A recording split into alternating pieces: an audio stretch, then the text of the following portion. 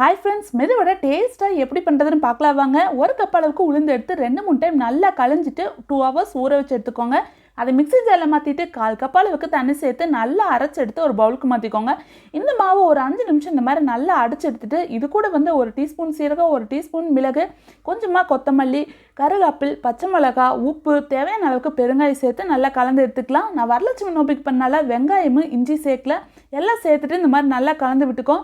வடை போடுறதுக்கு முன்னாடி ஒரு பவுலில் தண்ணி எடுத்துகிட்டு கையை நல்லா தண்ணியில் டிப் பண்ணிவிட்டு கொஞ்சமாக மாவு எடுத்து பெருவரலில் ஒரு ஓட்டை போட்டு அதே பெருவரலில் அப்படியே மிதமான சூட்டில் எண்ணெயில் போட்டு எடுத்துடலாம்.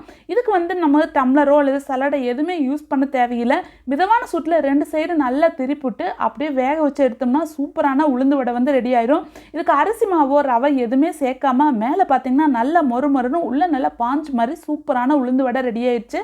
இந்த வீடியோ உங்களுக்கு பிடிச்சிருந்ததுன்னா மறக்காமல் சப்ஸ்கிரைப் பண்ணுங்கள்.